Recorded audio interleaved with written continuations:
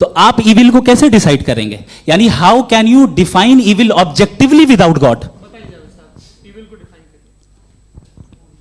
देखिए, दुनिया में दो तरह के जानवर हैं, एक जो अकेले रहते हैं जंगल में और एक जो ग्रुप्स में रहते हैं। ग्रुप में जो भी रहेगा, चाहे वो आपका फाउंडेशन हो, चाहे कोई क्लब हो, चाहे कोई पॉलिटिकल पार्टी हो, चाहे कोई यूनिट हो, उसमें आपको इंटरैक्ट करने के रूल बनाने पड़ेंगे। यानी लोग तय करेंगे।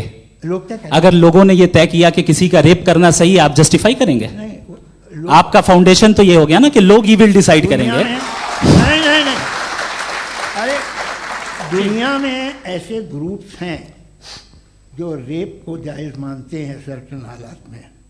मैं डिटेल में नहीं जानूंगा, आप भी जानते हैं। ये जो आईसिस वाले थे, इन्होंने क्या किया था, तो उन्होंने क्या किया उसका खुदा से कोई ताल्लुक नहीं है सर। मैंने सिंपल सवाल किया कि इविल को आप डिफाइन करते कैसे हैं? आगे वापस आइए जी। आप साथ में तभी रह सकते हैं जब कुछ आप ऐसे उसूल डेवलप करें जिसमें हर एक का बेसिक तहफ़्फ़ुज़, हर एक का बेसिक राइट हो और हर एक को कोई आराम मिले। यही तरीक़ा है किसी भी ऑर्गेनाइजेशन जिसमें एक से ज़्यादा लोग हैं और वो ऐसे चलती है ज़िंदगी। उसमें अगर आप गड़बड़ करेंगे तो तबाही होगी, नुकसान होगा, बर्बादियाँ आएंगी। और अगर उसमें आप घर ले लीजिए ना, एक हस्बैंड है, एक वाइफ है, बच्चे हैं, वालदा भी हैं, दो बहनें भी हैं, एक भाई भी है। अब इसमें कोई निज़ाम आपको चाहिए साथ में रहने का, और एक दूसरे पे भरोसा रहे, एक दूसरे के बहीख्वाह हों, एक दूसरे की मदद करें, ऐसी जिंदगी। सर आपकी बात आ गई। आप ये कह रहे हैं कि लोग डिसाइड करेंगे क्या सही है क्या गलत है, यही है? मेजॉरिटी डिसाइड करेगी क्या सही है क्या गलत है? अरे भाई बिल्कुल। मेजॉरिटी अगर ये कहे कि नाजी जर्मनी के साथ जिस तरह मेजॉरिटी थी कि जेनोसाइड करना सही है, आप जस्टिफाई करेंगे? उस वक्त आपका ये सवाल सिर्फ उसके बाद क्लोजिंग। हाँ, उस वक्त प्लेनेट पे जो लोग थे, उनमें कितने लोग हिटलर को सही समझते? अच्छा, प्लेनेट की मेजॉरिटी तय करेगी सोसाइटी की नहीं। प्लेनेट की मेजॉरिटी गॉड के एग्जिस्टेंस को सही मानती है, आप क्यों नहीं मानते? ये हेलो हेलो हेलो, ये क्रॉस क्वेश्चन का राउंड यहाँ पर समाप्त होता है। और ये बड़ा अच्छा है कि इस तरह से फ्रेगमेंट कर दिया गया है ताकि जो मरकरी ऊपर जा रहा है नीचे जवाब दे दूं जी। प्लेनेट की ज़्यादातर मेजॉरिटी कुछ दूसरे मजहबों के खुदा को मानती है। आप उन्हें क्यों नहीं? आप तो मेजॉरिटी की बात कर रहे हैं। अच्छा, ये क्लोजिंग आप ये कह रहे हैं इविल और गुड को डिसाइड मेजॉरिटी करेगी। मेजॉरिटी जो कर दे वो सही हो जाएगा। क्लोजिंग इसको जैसा आप ही लोगों ने तय किया है उसी फॉर्मेट को फॉलो कर लेते हैं। हाँ भाई, मैंने तो भले लोगों पे एतबार किया और तब मॉडरेशन तय किया जी। आपके पास 5 मिनट का वक्त है, क्लोजिंग आर्ग्यूमेंट है, उसके बाद हम ऑडियंस से क्वेश्चन आंसर लेंगे जावेद साहब की क्लोजिंग आर्ग्यूमेंट के बाद। ओके, बहुत शुक्रिया जी। हमारा जो टॉपिक है डज गॉड एग्जिस्ट, मैं इस पे इतने एकेडमिक तैयारी करके आया था। मुझे था कि मैंने सोचा था कि कई सारे मैं आर्ग्यूमेंट्स दूंगा, लेकिन वक्त की भी किल्लत और जावेद साहब बार बार इधर उधर चले जा रहे थे तो उसको भी थोड़ा एंटरटेन करना पड़ गया। डज गॉड एग्जिस्ट पे मैं एक ही आर्ग्यूमेंट दे पाया। आर्ग्यूमेंट्स बहुत हैं और डेफिनेटिव आर्ग्यूमेंट्स हैं, और मेरे आर्ग्यूमेंट को किसी एक राउंड में भी इन्होंने एंटरटेन नहीं किया और रेफ्यूट नहीं किया। एक राउंड में भी नहीं, एक राउंड में भी नहीं। और ना ही अभी आपका क्लोजिंग आर्ग्यूमेंट आएगा, नहीं वो बता देना। Argument of contingency sir. अरे मैं आपसे कई बार कह चुका हूं कंटीजेंसी का मतलब अब मैं कैसे समझाऊं आपको? आपस में हाँ, आप और कितने आसानी से समझाऊं मैं? मुझे तो नहीं समझ में आ रहा है। आप अपनी आर्ग्यूमेंट ऑफ कंटीजेंसी उर्दू में बोल सकते हैं। हाँ, आप अपनी बात पूरी कर लें जी, आखिरी 4 मिनट। दूसरी चीज, just a minute please ma'am, can I talk? दूसरी चीज ये है कि आपने एक तो इसका जवाब नहीं दिया, दूसरा आपने गॉड के ना होने पर कोई डेफिनेटिव आर्ग्यूमेंट नहीं दिया, सिर्फ मजहब पे बात कर रहे हैं आप। मजहब तो आज हमारा टॉपिक ही नहीं था। आज तो हमारा टॉपिक हो, आप मजहब से ले लेकर आईएस तक चले गए। भाई हमारा क्या ताल्लुक है उससे? We condemn them. और उसका गॉड से क्या ताल्लुक है? अगर कोई गलत काम कर रहा है, किसी ने किसी को कत्ल किया, किसी ने किसी का रेप किया, उसको सजा मिलनी चाहिए। और आपके पास कोई भी rational strong foundation of morality नहीं है। आपने कहा कि मेजॉरिटी तय करेगी सोसाइटी की, वो सही होगा। मैंने कहा हिटलर को फिर आप सही कहेंगे, नहीं नहीं नहीं नहीं, प्लैनेट की सोसाइटी की मेजॉरिटी तय करेगी। तो प्लैनेट की मेजॉरिटी गॉड के एग्जिस्टेंस को मानती है, आप कह रहे हैं ये रिलीजियस है। तो यानी आपके पास कोई स्ट्रांग फाउंडेशन नहीं है ऑब्जेक्टिव मोरालिटी का। ऑब्जेक्टिव मोरालिटी का अगर कोई फाउंडेशन है तो वो सिर्फ गॉड है, गॉड है, गॉड है। थैंक यू जी। ये मुफ्ती शमाइल नदवी साहब का क्लोजिंग आर्ग्यूमेंट था। अब हमारे पास जी जी ये बड़ा अच्छा है कि दोनों लोगों को मॉडरेटर से शिकायत भी और बोल रहे भाई हमारी शाबाशी भी तो करते चलो। अब मेरी बात जी, आपके पास जावेद अख्तर साहब 5 मिनट का वक्त है। ये आपका क्लोजिंग आर्ग्यूमेंट है, टाइम रीसेट कर दें जी।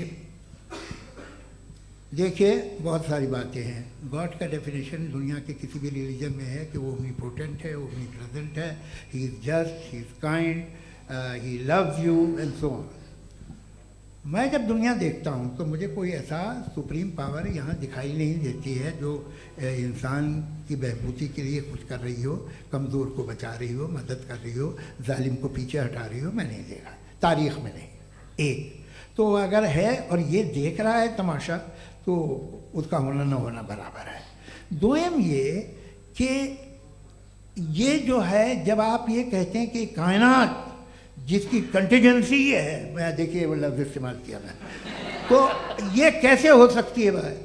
और फ़ौरन आप सरेंडर कर देते हैं कि जाहिर है कि इसका बनाने वाला तो इससे 10,000 गुना ज़्यादा कॉम्प्लिकेटेड होगा। उस पर आपके होने पे कोई इतराज़ नहीं है। उसे वो टाइमलेस है, वो पहले से था, टाइम तो बहुत बाद में आया। ये सब आप मानने को तैयार है जिसका आपके पास कोई सबूत नहीं, आपके पास कोई रीज़न नहीं है। आपकी तारीख क्या है मज़हबों की? बिलीफ की, जो खुदाओं का बिलीफ है, ये कॉन्स्टेंटली गलत साबित होता रहा है। मतलब आप कहें कि अरिस्टोटल के ज़माने में तो सब जाहिल थे, वो भी इतने ही यकीन से खुदा पे यकीन रखते थे, जो अब नहीं रहा। ये भी नहीं रहेगा, आप लिख लीजिए। और इसके आसार आपको दुनिया में दिखाई देना शुरू हो चुके हैं। ये बहस क्या आज से 100 साल पहले इस तरह हो सकती थी? यहाँ तक तो आपको हम ले आए हैं। तो सर अरे इनको मदद की ज़रूरत नहीं भाई, ये सेल्फ सफिशिएंट आदमी है, आप क्यों इनकी मदद कर रहे हैं? Sir please. तो ये जो है तमाम बातें अपनी जगह हैं। ये एक पैकेज है। आप अकेले, कोई आदमी ऐसा नहीं जो सिर्फ गॉड को मानता हो। उसके साथ बहुत पैराफर्नेलिया आता है, अलग अलग पैराफर्नेलिया आते हैं। They have always created chaos in the society. मैं तो आपको सीधा ऑफर देता हूँ कि दुनिया में 10 इम्पॉर्टेंट बिलीव्स हैं। आप एक मानते हैं, 9 नहीं मानते, 9 में आप एथियस्ट हैं, 9 को आप बिल्कुल रीजनेबली मेरी तरह देखते हैं। तो 90 मजहबी आदमी भी 90% एथियस्ट है, वो दूसरे खुदा नहीं मानता, एक खुदा मानता है अपना वाला, बाकियों को कहता है गलत है। अगर आप मानना ही बंद कर दें तो आपका 10% चांस है कि आप सही हैं और 90% चांस है कि आप गलत हैं। मेरा मशवरा है, आप मानना छोड़ दिए तो 50% चांस होगा कि आप सही हैं और 50% चांस होगा, 40% आप गेन करेंगे बाय बिकमिंग एन एथियस्ट।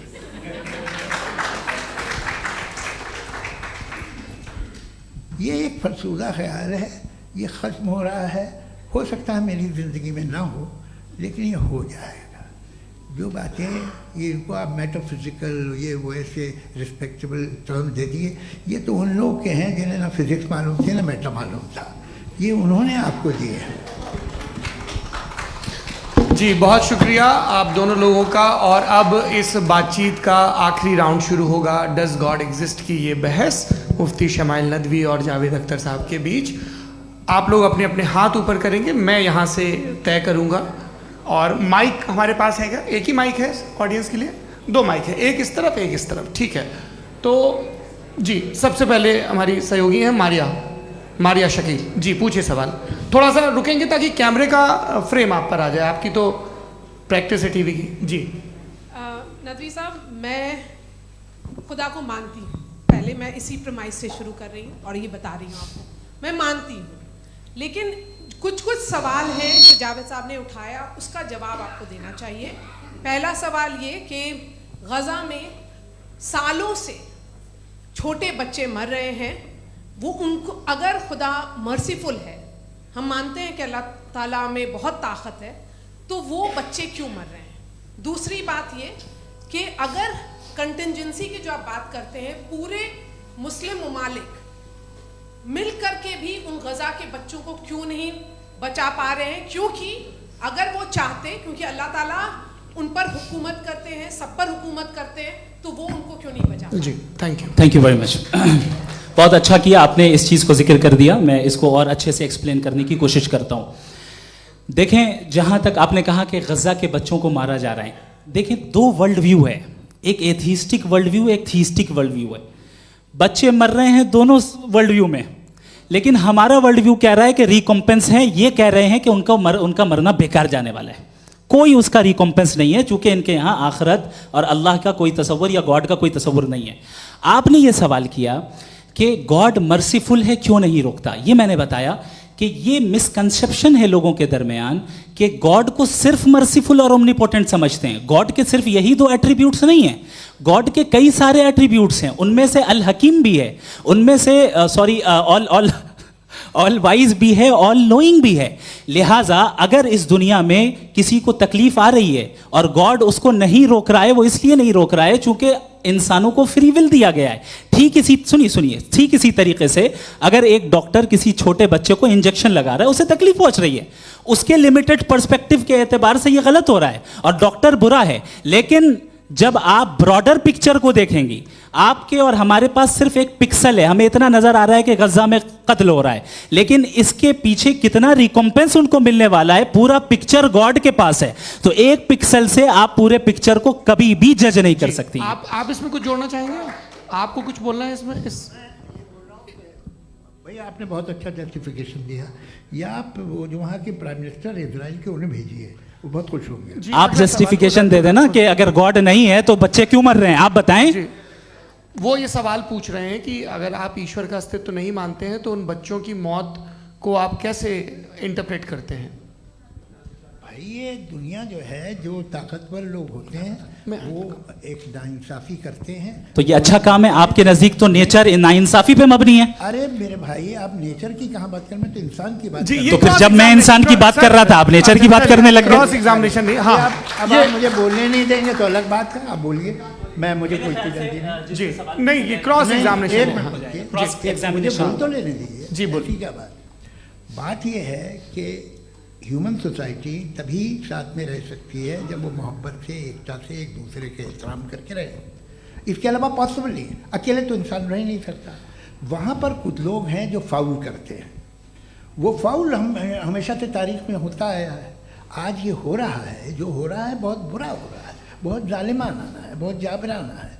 उसको आप कहें कि ये बच्चों को कॉम्पनसेशन मिल जाएगा या इसकी इंजेक्शन है, इंजेक्शन तो हेल्थ के लिए दिया जाता है। आप ये कह रहे हैं कि ये बच्चों की जो धज्जियां उड़ रही हैं ये इंजेक्शन है, ये टेस्ट है, ये टेस्ट है, और उस टेस्ट में उनको ऐसा रिकॉम्पेंस मिलेगा जो आपके तसव्वुर के बाहर है। ये आप 3 बरस के बच्चे को बारूद से उड़ा के टेस्ट ले रहे हैं। वाह, वो नहीं ले रहा है, खुदा नहीं उड़ा रहा है, इजराइल उड़ा रहा है। जी, ये तो उसको कंडेम अगला सवाल लेते हैं प्रोफेसर पुरुषोत्तम अग्रवाल।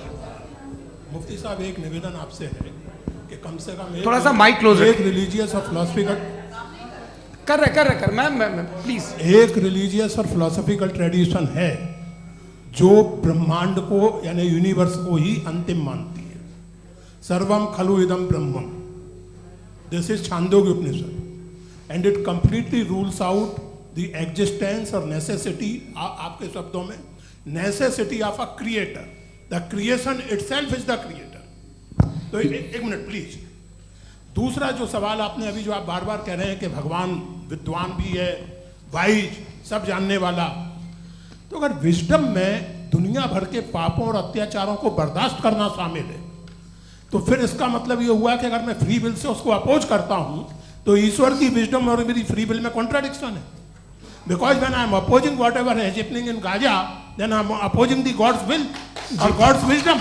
जवाब लेते हैं, तो गॉड की विजडम में, एक मिनट सर प्लीज सर, ये एक जुमला, गॉड की विजडम है कि गाजा में जो कुछ हो रहा है वो हो रहा है, मैं उसको अपोज कर रहा हूं, तो मैं गॉड की विजडम के खिलाफ जा रहा हूं।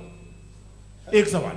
दूसरा ये नहीं आपने 2 ऑलरेडी कि सर आप और सवाल कर लें, लेकिन मुझे 2 जवाब दे सर, दें। सर, पहले आपने ये कहा, सर, सुनिए मेरी बात सुनिए। भाई इजराइल के बोर्ड के मुताबिक तुम्हारा ठीक हो रहा है ना? प्रोफेसर, नहीं हो रहा है, ठीक नहीं हो रहा है, मैं बता रहा हूँ क्या हो रहा है। आप तशरीफ रखिए, मैं बता रहा हूँ क्या हो रहा है। Let me complete please. एक सेकंड गाइस, एक सेकंड। ये देखिए ऐसा है कि ये सब बड़ा आपस में विचार विमर्श के बाद ये तय हुआ था कि कुछ नियम बना लिए जाएं ताकि एक टाइम बाउंड बातचीत चले। और भाई साहब आप बड़ा जरूरी काम कर रहे हैं, लेकिन कैमरे के फ्रेम में आके उस काम को गड़बड़ कर दे रहे हैं। ठीक है गुरु, अब मेरे को कहीं का गुस्सा कहीं निकालना था, सॉरी। नहीं कोई गुस्सा नहीं है जी। तो प्रोफेसर ने सवाल पूछे, आप उनके जवाब दें, और थोड़ा ये सब लोग थोड़ा ख्याल रखें भाई, सवाल संक्षिप्त रखें जी। आपने 2 सवाल किए। सबसे पहला ये कहा कि हमारे पास ये कॉन्सेप्ट है कि ये यूनिवर्स खुद नेसेसरी बीइंग है, creation itself is the creator. How irrational is this कि मैं एग्जिस्ट करूंगा बाद में, लेकिन अभी एग्जिस्ट कर भी रहा हूं, यानी एक ही टाइम में एग्जिस्ट भी कर रहे हैं, नहीं भी कर रहे हैं। This is not true. दूसरी चीज आपने कहा कि अगर इजराइल में, सॉरी माफ कीजिएगा, Israel doesn't exist, occupied Palestine में अगर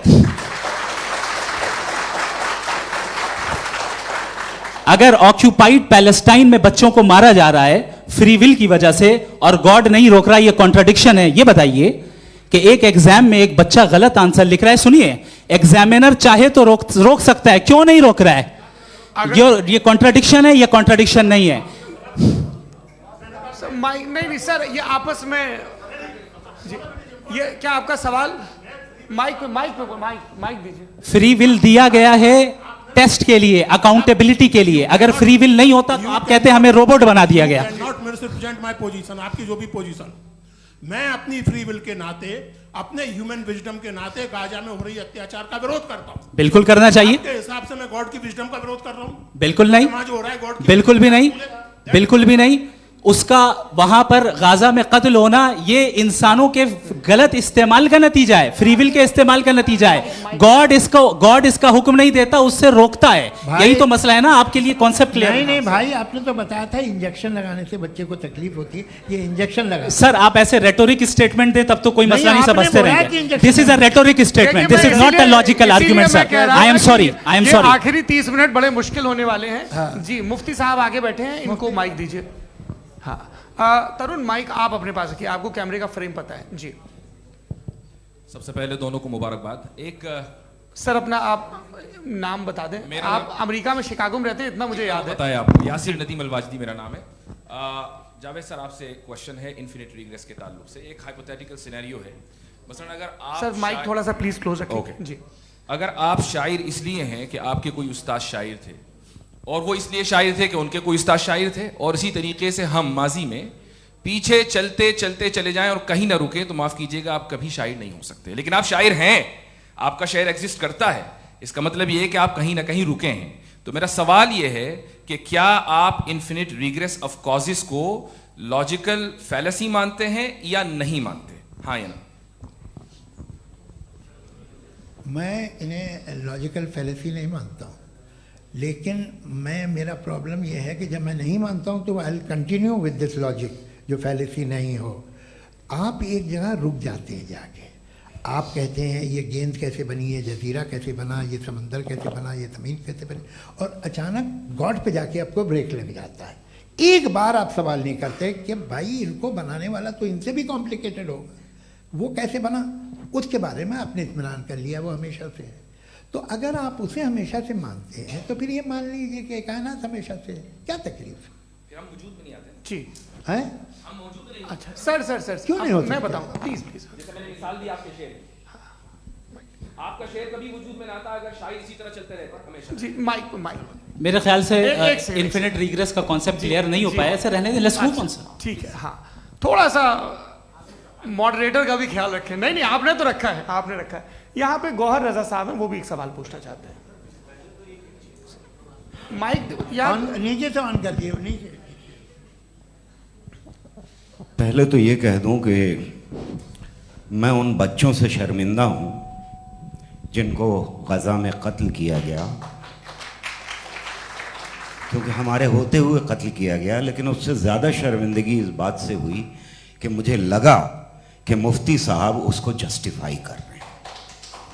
बिल्कुल भी नहीं, आप बहुत ही गलत मुझे बात लगा मैं गलत हो सकता हूँ। बिल्कुल गलत मैं है। सवाल पूछ रहा हूँ, सवाल मैं देखिए, सवाल अगर पूछ एक- रहा हूँ। एक- एक- मैं एक- जावेद भाई गौर से साहब, एक डिसएग्री सेकंड, गौर करता साहब, हूँ। एक सेकंड देखिए, अगर देखिए ऐसा एक सेकंड आप सर वेट, अरे आप कुछ मेरे पहले मुझे अपनी बात कह लेने दीजिए। अगर ऑडियंस तय करेगी तो फिर मॉडरेटर का मतलब नहीं। मेरा आप सबसे ये कहना है, ये बहस दो लोगों के बीच में है, एक तरफ मुफ्ती साहब, एक तरफ जावेद साहब। पिछले 1.5 घंटे से ये लोग अपने अपने तर्क रख रहे हैं। आपकी इनसे इत्तेफाकी हो सकती है, ना इत्तेफाकी हो सकती है। मेरे उस्ताद मुझे सिखा गए हैं कि मुखामुखम में असहमति की गुंजाइश बची रहनी चाहिए। अगर मैं आपकी बहुत इज्जत करता हूँ गौहर साहब, आपने जो कमाल की किताबें लिखी, साइंटिफिक टेम्परामेंट, लेकिन मेरी ये गुजारिश है आप सबसे कि यदि आप इन लोगों ने जो बोला उन पर टिप्पणियां करेंगे तो ना वक्त की पाबंदी रहेगी, ना वो अनुशासन। आप सवाल पूछ लें, उस सवाल में जो बात आ जाए वो आ जाए। मैं जावेद साहब से डिसएग्री करता हूँ, इसलिए जावेद साहब से सवाल पूछ रहा हूँ। आपका सवाल जावेद अख्तर साहब से। और सवाल ये है मेरा कि जावेद साहब ने कई बार लॉजिक का इस्तेमाल किया कि साइंस में लॉजिक है और रिलीजन में लॉजिक नहीं है। मेरा ख्याल ये है कि रिलीजन में भी लॉजिक है, लेकिन उस लॉजिक की बेसिस ये है कि आप रुक जाते हैं, जिसका जिक्र जावेद साहब ने बार बार किया, यानी खुदा के तसव्वुर पे आते हुए, गॉड के तसव्वुर पे आते हुए रुक जाते हैं। और इसमें सवाल पूछना मतलब फॉरबिडन होता है। सवाल यह है कि क्या जावेद साहब इससे एग्री करते हैं कि साइंस की लॉजिक अलग है और रिलीजन की लॉजिक अलग है? बताइए सर। देखिए, 3 चीज़ें हैं। साइंस है, एक है मंतिक है, इस्तिदलाल है, और एक जो है कुछ भी नहीं है, फेथ है, अकीदा है।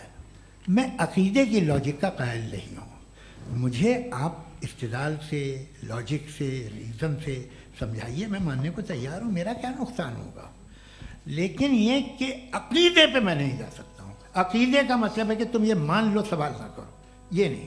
आप सारी बातें करके, बड़ी साइंटिफिक बातें करके एक जगह जाके खुदा के हुदूद पे रुक जाते हैं, सरेंडर कर देते हैं। मैं सरेंडर करने को तैयार नहीं। That's all. जी, ये आगे सर बैठे हुए हैं, इनको माइक दीजिए। भाई वो आप पूछना चाह रहे थे ना भाई? हाँ, नहीं मैं ये थैंक यू जी, आपका नाम? आसिम इफ्तिखार। आसिम जी, पूछिए। सर, जावेद सर से सवाल है कि आपने अपने क्लोजिंग माइक थोड़ा करीब रखिए। अपने क्लोजिंग स्टेटमेंट में ये बात कही थी कि मज़हब का जो फ्यूचर है वो ज़्यादा दिन नहीं जाने वाला है, लेकिन मैं देख पा रहा हूँ कि जो ऑक्सफोर्ड यूनिवर्सिटी की एक स्टडी है 2011 में हुई है, जिसके 50 एकेडमिशियंस ने इसको अंजाम दिया था, उसमें वो ये कहते हैं कि जो फेथ इन गॉड है वो इनबिल्ट है ह्यूमन नेचर के अंदर, जिसको हम कहते हैं फितरत के अंदर शामिल है वो। और वो ये कहते हैं कि अगर कोई ये समझता है कि मज़हब को वो ख़त्म कर देगा तो ये उसकी गलत फहमी है। तो आप इसके बारे में, इस स्टडीज़ के बारे में क्या कहते हैं? ठीक है। मैं उनसे एग्री नहीं करता हूँ। वो कौन से प्रोफेसर होंगे? ऐसा उनके क्या पास डेटा है, इन्होंने डेटा के बेस होगा। डेटा क्या हो सकता है? फ्यूचर का डेटा तो नहीं हो सकता ना उनके पास। प्रेजेंट का डेटा हो सकता है। डेटा आपने सुना 100 साल पहले का बाद का डेटा? मैंने तो नहीं सुना आज तक। तो आज उनकी ये राय है और होगी राय, ठीक है। दुनिया में तरह तरह की राय है लोग, लेकिन मैं समझता हूँ कि वक्त के साथ इंसान ज़्यादा से ज़्यादा रीज़नेबल और लॉजिकल होता जा रहा है। आज आप देखिए वेस्टर्न यूरोप में क्या परसेंटेज है नॉन बिलीवर्स की? बहुत हाई।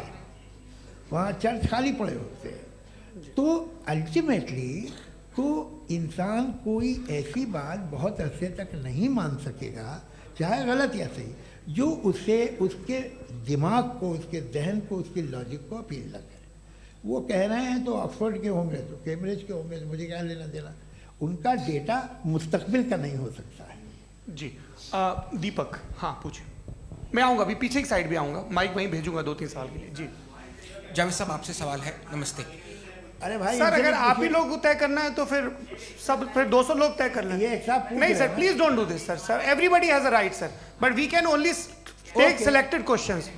नो नो सर, अरे ये भाई, यंग लोग आराम भी से। हैं तो इनकी ये एक अब बात उतने यंग, सुनिए। भाई आप यंग हैं कि नहीं हैं? एक मिनट, वो कह रहे हैं वो भी आएंगे, यंग हैं पूछ रहे ना साहब। भाई। आप उनकी नौजवानी पर दावा उनको ही करने थे।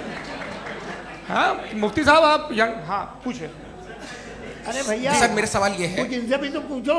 जी हाँ। नहीं, बस आपसे एक सवाल है। जैसे एथीस्टों के पास अपने जो ईश्वर को मानते हैं उनके पास अपने सोशल गेट टुगेदर्स हैं। 5 रोज आज क्रिसमस आने वाला है, होली है, दिवाली है, ईद है। एथिस्ट क्या ऑफर कर रहे हैं? मतलब मैं इनकी दुकान से बोलूं मैं आना चाहता हूं उस तरफ, पर मैं अट्रैक्ट नहीं हो पा रहा हूं। मैं सोशल गेट टुगेदर्स क्या है आपके पास? वो ये कह रहे हैं कि जो धार्मिक लोग हैं, अलग अलग धर्म के लोग, उनके उत्सव त्योहार कॉन्ग्रीगेशन बहुत हैं। अब आपको मैं एक सुनाता हूँ, यहाँ हिस्टोरियन भी बैठे हैं। मृदुला जी आप बताइएगा सही है कि नहीं। ये एक कॉन्स्टेंटाइन एक ग्रीक रोमन बादशाह था जो क्रिश्चियनिटी आने के 400 साल बाद उसने डिसाइड किया कि मैं क्रिश्चियन हो जाऊंगा, मेरी पूरी स्टेट कैंसिल हो जाएगी। उस ज़माने में ऐसे ही होता था, राजा जो धर्म इख्तियार करता था वो जनता भी कर लेती थी। इसलिए कि वो हो गया था बैंकक्रप्ट, और उसे जो मेडिटेरियन कोस्ट के रिच क्रिश्चियन वो थे मर्चेंट, उससे पैसा चाहिए था। तो उसने कहा यार क्रिश्चियन हो जाओ। तो उसने अपने वजीर से कहा कि भाई ये हिस्ट्री है कि अब हम लोग क्रिश्चियन हो जाते हैं। कहले सर हो जाएंगे, कोई प्रॉब्लम नहीं है, लेकिन एक प्रॉब्लम ये है कि 17 दिसंबर से 25 दिसंबर तक जो पेगन फेस्टिवल होता, जो पेगन जो फेस्टिवल होता है वो बंद हो जाएगा, इसलिए कि हम क्रिश्चियन हो गए तो होगा नहीं। तो वो बच्चों को बहुत बुरा लगेगा, पब्लिक को बहुत इन्जॉय करते हैं, खासतौर से 25 को मेन डे। उसने कहा हाँ ये तो सही कह रहे हो, ये जीसस क्राइस्ट की पैदाइश कब थी? कहते साहब वो अप्रैल में थी। नहीं कट करो, वो 25 दिसंबर को है।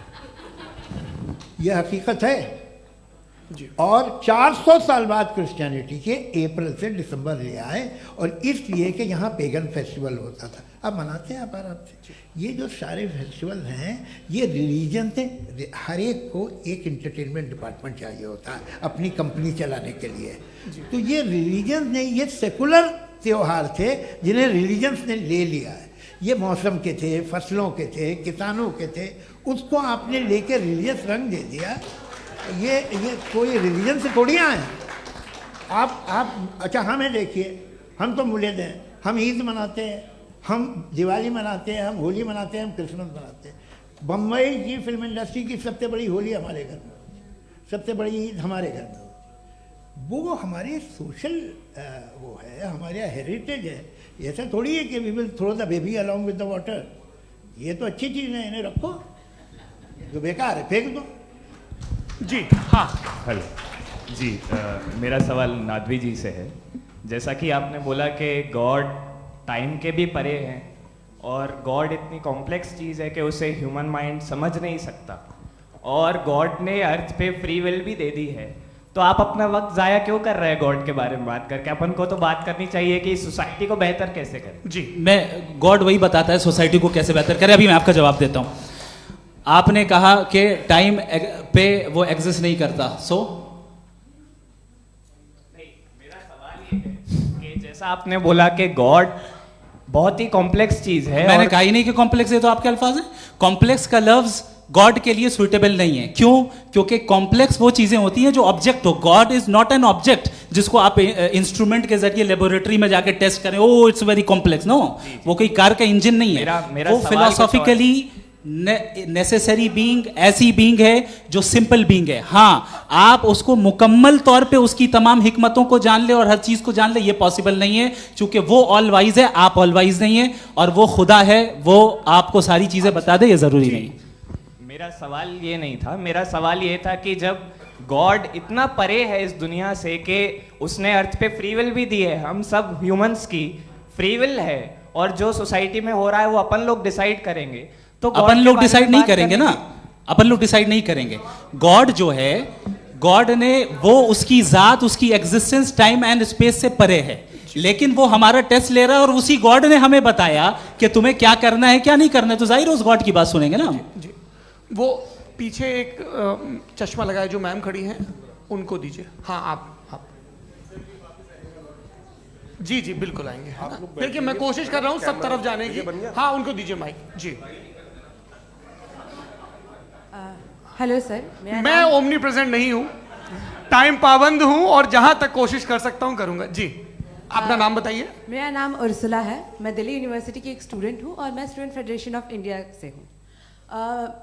मेरा सवाल मुफ्ती जी से है कि इस हॉल के इस कमरे में बैठ के हम लोग रेप की मोरालिटी के बारे में फिलोसफिकली बात तो कर सकते हैं, बट असलियत ये है कि रोज़मर्रा की ज़िंदगी में औरतें रेप के थ्रू गुजरती हैं, और हम लोग सिर्फ नंबर्स पे इस तरह नहीं देख सकते, क्योंकि कितनी औरतें हैं इन कंट्रीज़ में जहाँ पे आप बता रहे हैं कि केसेस कम हैं, जिनका एक्सेस है कि वो जाके केस फाइल कर सकें। कितनी औरतें हैं जो जिनको काम करने की आज़ादी है उन कंट्रीज़ में। यूरोप में ये आज़ादी आ गई, यूरोप में ये रूल्स आ गए, तो हम आज उसके बारे में बात कर पा रहे हैं। जी, जवाब। आपने ये कहा कि कमरे में बंद होकर हम लोग इस पर फिलोसफिकली बात कर सकते हैं, लेकिन हकीकत में क्या हो रहा है, वो ग्राउंड लेवल पे क्या हो रहा है, जो बहुत गलत हो रहा है, और वो सफ़र कर रही हैं। आई एग्री, बहुत गलत हो रहा है, और जो गलत हो रहा है उसको हमें रोकना है। और क्यों रोकना है, वो गलत क्यों है, हमारे पास इसका ऑब्जेक्टिव फाउंडेशन है, इनके पास उसका ऑब्जेक्टिव फाउंडेशन नहीं है। मैं ये कहना चाह रहा हूँ कि जहाँ पे भी जुल्म हो रहा है, जहाँ पे भी औरत पे जुल्म हो रहा है, या उसकी इज्जत लूटी जा रही है, या उसे तकलीफ पहुँचाई जा रही है, और सिर्फ औरत नहीं, किसी इंसान के ऊपर भी जुल्म हो रहा है, तो उसके खिलाफ खड़ा होना, ये मॉरलिटी हमारे पास गॉड के पास से आई है। वरना जावेद साहब तो कह रहे हैं कि जो है मेजॉरिटी डिसाइड करेगी, तो मेजॉरिटी तो कभी भी बदल सकती है। क्या आप हाँ। ये थोड़ी सी आपको गलतफहमी है। मैं अगर मेरे जुमले से ये मजमून निकला या मैंने कहा, तो ये जुमला मैं वापस लेता हूँ। ये मेरा मतलब ही नहीं था कि मेजॉरिटी डिसाइड करेगी। मेजॉरिटी डिसाइड करे तो दुनिया में बड़ी, वैसे आपने कहा था ये जुमला। अच्छा, हो सकता है, मैं मान रहा हूँ, बाद में रिकैप कर लेंगे। अरे एक सेकंड, मैं अपनी एक्सप्लेनेशन दे रहा हूँ। मुनासिब बात यह है कि हम सब के सब दिल में जानते हैं कि क्या अच्छा है क्या बुरा है, हमें पता है अच्छी तरह से। जो लोग बुरे काम करते हैं उन्हें भी मालूम अच्छा क्या है। यही तो सवाल था हजरत, कि फिर ये मोरालिटी आई कहाँ से? Cross examination. हाँ जी, हाँ। मोरालिटी साथ रहने की डिजायर से आई, यानी साथ रहकर जो कुछ कह दे, जो कुछ कर दे, वो हो जाएगा। नहीं नहीं, तो आप कायदे से रह ही कर सकते हैं जब तक लोगों में मोरालिटी हो, वरना क्यास हो जाएगा। ये आपको कैसे पता? जी, हमने देखा ना, जहाँ मोरालिटी का क्यास हो गया, हम देखते हैं। कहाँ पे देखते भाई? तो दुनिया में आप जो कह रहे हैं, आप कहीं पे अगर गलत हो रहा है तो उसको आप देखिए, आप एपिस्टेमोलॉजी की बात कर रहे हैं, मैं ऑन्टोलॉजी की बात कर रहा हूं। मैं इस बहस के बाद आप दोनों लोगों को चाय पे होस्ट करूंगा, वहां पे क्रॉस एग्जामिनेशन कर लीजिएगा। अभी ऑडियंस का हक मार रहे हैं आप लोग भाई, सर जस्ट लोग हैं आप लोग। और ये भाई ये उधर आएंगे, जी सर आएंगे। अच्छा सर मेरा नाम लईकुर रहमान है और मैं अलीगढ़ मुस्लिम यूनिवर्सिटी का स्टूडेंट हूँ। और जहाँ तक मुझे पता है कि sir you are also product of Aligarh Muslim University. मैं भी उसी चमन का बुलबुल। हाँ सर, तो बहुत खुशी हुई मुझे जान करके कि मैं आपसे मिलूंगा। सवाल सर, मेरा सवाल यह है, सर सैयद अलैहि रहमा का नज़रिया ये था कि खुदा के वजूद को अक़ल के दायरे में रह कर के तलाश करना, न कि पूरी तौर से उसका इनकार कर देना। Sir how will you define it? नहीं, तो ये तो आप इन्हें बताइए। ये सवाल आपसे, खुदा का वजूद साबित कर रहे हैं तो सर आपने इनकार कर रखा है, इस वजह से मेरा क्वेश्चन। उन्होंने यही एक सेकंड, सर सैयद ने यही कहा ना कि अक्ल से आप खुदा के वजूद को साबित नहीं कर सकते, यही कहा ना भाई। वो उन्होंने कहा कर सकते हैं और वो कर दिया गया आज। वो फोन तलाश करना या साबित करना अक्ल से नहीं हो सकता। अरे सवाल तो सुन लीजिए जी। अक्ल से नहीं हो सकता है, यही कहा ना आपने। अक्ल से हो सकता है, अरे वो यही कह रहे हैं भाई, आप बता रहे हो सकता है, वो तो कुछ और। आप अगर सर देखो नौजवान फोन ले लो, वो इतनी कमाल की यूनिवर्सिटी है। अरे भाई दे दो ना जरा, एक मिनट दे दो भाई, मेरी बात सुनो, माइक पे बोलो ताकि जो लाखों लोग देख रहे हैं। माइक दे दो ना। अरे देंगे ना माइक, तुम ठहरो तो। हाँ सर, मेरा सवाल ये था कि सर सैयद अलैहि रहमा का एक नज़रिया था अपना कि खुदा का जो वजूद है उसको अक़ल के दायरे में रह करके तलाश करना है, न कि पूरे तौर से इनकार कर देना है। ये उनका कॉन्सेप्ट था। लेकिन मेरा सवाल ये है कि आप इसको कैसे डिफाइन करते हैं, एक्सप्लेन कैसे करेंगे? मैं आपसे जानना चाहता हूँ, क्योंकि you are the product of Aligarh Muslim University. मुझे अक़ल के दायरे में रख के मैंने बहुत तलाश की, मुझे मिला नहीं। हाँ, ये इधर वो चश्मा लगाए जो, हाँ उनको दे दीजिए। जी जी फटाफट पूछिए, बस 5 मिनट है, 5 मिनट में खत्म हो रहा है। हाँ अस्सलाम वालेकुम मुफ्ती साहब। एंड मेरा सवाल जावेद अख्तर साहब से। क्या नाम है आपका? अरे भैया सब मुझे तो क्या पूछ रहे हो यार? फैज पूछिए फैज साहब। तो मेरा सवाल ये है कि अभी जो एथियस्ट है वो problem of evil argument use कर रहे हैं अगेंस्ट मुस्लिम्स, राइट? कि इस दुनिया में इतना सारा ईविल है और अगेंस्ट मुस्लिम तो यहाँ अगेंस्ट थियस्ट। हाँ थोड़ा सा करेक्ट कर लीजिए भाई, पूरी मशक्कत इसी बात की थी कि किसी एक मजहब पे बात न टिके। जी, तो बेसिकली ये आर्ग्यूमेंट ऐसा है कि इस दुनिया में इतना ज़्यादा ईवल एग्जिस्ट करता है और अगर एक ऑल गुड गॉड है तो वो रोकता क्यों नहीं है? लेकिन इस सवाल में एक हिडन अजम्पशन ये है कि इस दुनिया में ईवल एग्जिस्ट करता है। अब एथियस्ट ये कैसे ऑन्टोलॉजिकली प्रूव कर सकते हैं कि इस दुनिया में ईवल एग्जिस्ट करता है? मैं आपको बताता हूँ, थोड़ा सा समझा। नहीं सर, हम लोग इनको सुनिए। नहीं please don't do that. I want to explain ontologically. नहीं हम समझ गए सर, इनको अब जवाब देने दीजिए। अच्छा सवाल पूछ लो। मैं अभी तक क्या था वो मैं थोड़ा सा ऐड ऑन कर लेता हूँ। तुम गुरु, तो हम जब इसका राउंड 13 करेंगे ना तब तुमको स्टेज पे बिठाएंगे। जी तो हाँ जल्दी से। तो देखिए एथियज्म के हिसाब से सब कुछ रैंडमली बन गया है, सब कुछ एटम्स और मॉलिक्यूल्स है। एक पत्थर में और मुझ में सिर्फ इतना फर्क है कि हम लोग एटम्स और मॉलिक्यूल्स का अलग अलग रीअरेंजमेंट है। अब एक पत्थर को कोई इंसान तलवार से 2 टुकड़ों में काट दे या मुझे, according to atheism it is same. There is no evil and good according to atheism. जी अच्छा, फैज साहब का सवाल ये है कि हाँ कोशिश भी करते तो इससे गलत सवाल नहीं कर पाते। एक लाइफ फॉर्म है और लाइफ फॉर्म में फीलिंग्स हैं, मतलब लाइफ फॉर्म सुनता है, देखता है, टेस्ट कर सकता है, फील कर सकता है। तो उसकी ये जो क्वालिटी इस बबल में आ गई हैं वो जानवर में भी है, इंसान में भी है। तो जाहिर है कि उसे कोई तकलीफ पहुंचेगी, तो चूंकि उसके पास वो सेंसिटिविटी है तो मैं करेगा। पत्थर में वो सेंसिटिविटी नहीं है। तो ये क्या सवाल हुआ कि अगर पत्थर को काटा तो पत्थर को तकलीफ नहीं होती, तो आपको काटे तो आपको क्यों तकलीफ हो? बैठ जाइए। जी हाँ अगला सवाल। हाँ पूछे जी जावेद अख्तर साहब। अरे भैया सब आप लोग मुफ्ती साहब को छोड़ रहे हैं, मेरे ही पीछे पड़े हैं क्या? चलो बोलो भाई। You asked how God can exist when children die in Gaza. Huh? You asked how God can exist when children die in Gaza, and you also mentioned the rise of atheism in Europe. But the same events also are leading many atheists and non-believers to turn towards faith. How do you interpret this contradiction, where suffering pushes some away from God, yet brings others closer to belief? देखिए आपको एक बात बताऊं, दुनिया perfect तो कहीं भी नहीं है, हर जगह कुछ खामियां हैं। बेटा एक मिनट, मैं आप ही को कहेंगे, देखो वो तो कुछ खामियां, कमज़ोरियां, खराबियां सब जगह है। लेकिन अगर देखोगे ईमानदारी से कि दुनिया सबसे ज़्यादा महज़ब कहाँ है, एक आम शहरी को कहाँ हुकूक हासिल हैं, वो बोल सकता है, अपनी मर्ज़ी से काम कर सकता है, अपनी मर्ज़ी से राय दे सकता है, हुकूमत के ख़िलाफ़ बोल सकता है, बरसरे इक़्तिदार लोगों के बारे में बोल सकता है, सरमायादारों के ख़िलाफ़ बोल सकता है। तो आपको ये स्कैंडिनेवियन कंट्रीज़ में मिलेगा, वेस्टर्न यूरोप में मिलेगा। मैं नहीं कह रहा वो परफेक्ट है, बिल्कुल नहीं, वहाँ बहुत ख़राबियाँ भी हैं, परफेक्ट तो कोई नहीं। लेकिन जिन जिन मुल्कों में, लैटिन अमेरिका देखो, गल्फ़ देखो, वहाँ पर आपको ये ज़रूर है कि रेप नहीं होते होंगे।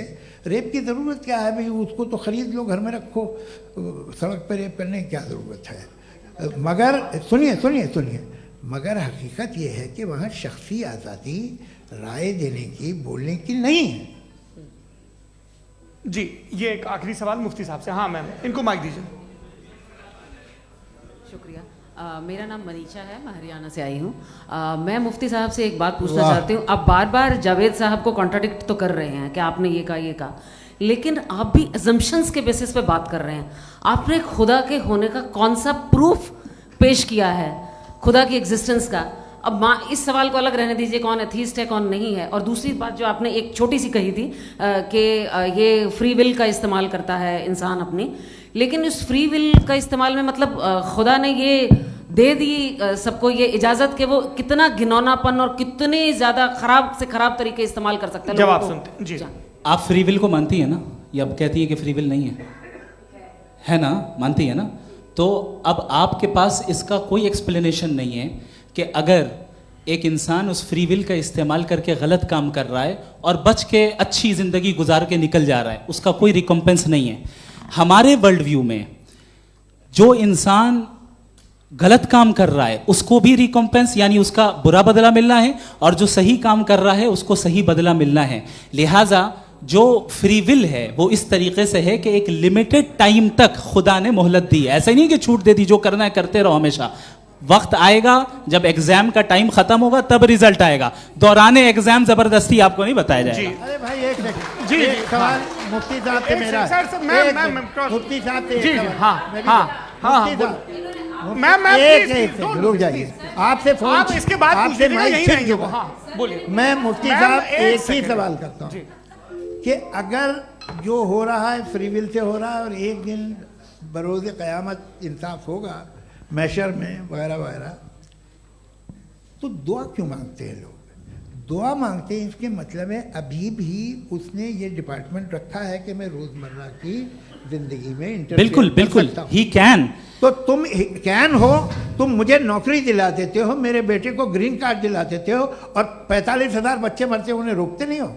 नहीं तो क्या आप ये कह रहे हैं कि इस दुनिया में जालिमों को कभी पकड़ ही नहीं होती है? अरे जो भी पकड़ होगी वो बच्चे रोते हैं। बिल्कुल, देखें वो मैंने औरतें अपने रोती हैं ओपनिंग जिनके स्टेटमेंट में बच्चे यही कहा था आप कि मुझे जनाब नौकरी जावेद साहब दिलवा सिर्फ रहे हैं, इमोशनल मेरी आर्गुमेंट बेटी की देंगे। जैसे दिस इज एन शादी इमोशनल करा रहे हैं। आर्गुमेंट। ये छोटे मोटे देवियों और इसके सज्जनों, पीछे देवियों और इसके सज्जनों, पीछे का रीजन मैंने बताया क्या है, देखिए, मैं इसके पीछे का बार-बार यहाँ विजडम पर क्या है मैंने बताया। मंच से आप लोगों को सज्जनों इसलिए कह रहा हूं ताकि थोड़ा सा आपके कॉन्शियंस पे जोर रहे कि आपको ऑर्डर बचा के रखना है। वक्त तय हुआ था, ये वक्त पूरा हुआ, आपने इतने धैर्यपूर्वक सुना, मैं आप सबका बहुत बहुत शुक्रगुजार हूं। यदि इन दोनों विद्वानों की इच्छा होगी तो कभी हम इस बातचीत का राउंड 2, राउंड 3, यही तो देखिए खूबी है इंसान की कि बहस मुबाहसे में वो पड़ा रहता है। आप लोगों ने बड़े धैर्य का परिचय दिया, बहुत बहुत शुक्रिया। इसी के साथ ये बातचीत यहाँ पे आप समाप्त लोग को होती है। मैं एक बात बता दूं, ये सारी बहस हो गई, अब मुफ्ती साहब और बड़े मुफ्ती साहब इन साथ के साथ मैं खाना खाने वाला हूँ।